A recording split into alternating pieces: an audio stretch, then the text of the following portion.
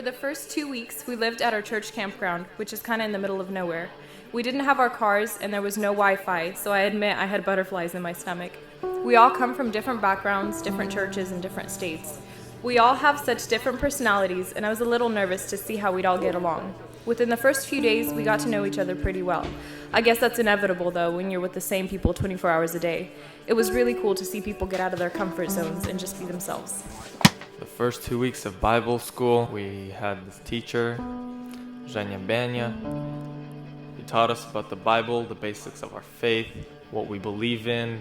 He taught us the whole Trinity, explained a bunch of questions that we had. He's an awesome guy. He looks stern and strict, but once you get to know him, he's a really cool guy, has a funny sense of humor. He's my favorite teacher. Man, I'm gonna miss that guy.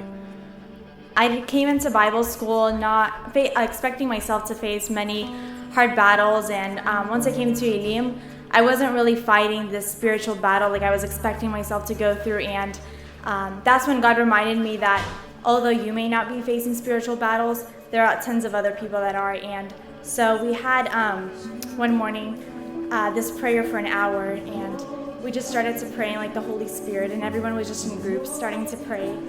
And that's when God reminded me, like, begin to pray for these people, begin to pray for intervention and for me to use them. And so I began to pray, and that's when I realized, like, why I was here at Elim. Like, it doesn't matter if you're going through any spiritual battle or not, just pray for those people that are going through such things.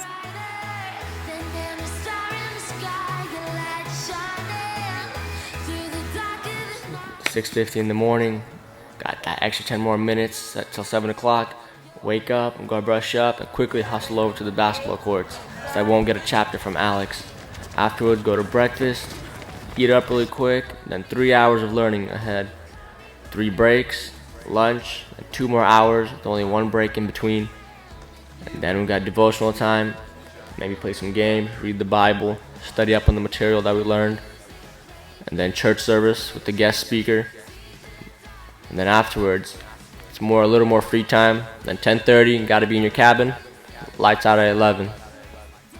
Some of the most memorable experiences was doing exercises in the rain, writing out chapters by hand because we were late to class, and having deep discussions and prayers with our classmates.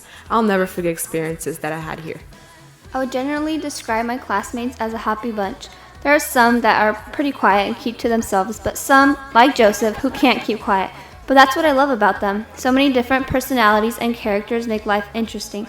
I love the fact that everyone helps each other and encourages one another to try new things, such as singing on stage to playing volleyball, or even sharing a testimony they have been keeping to themselves.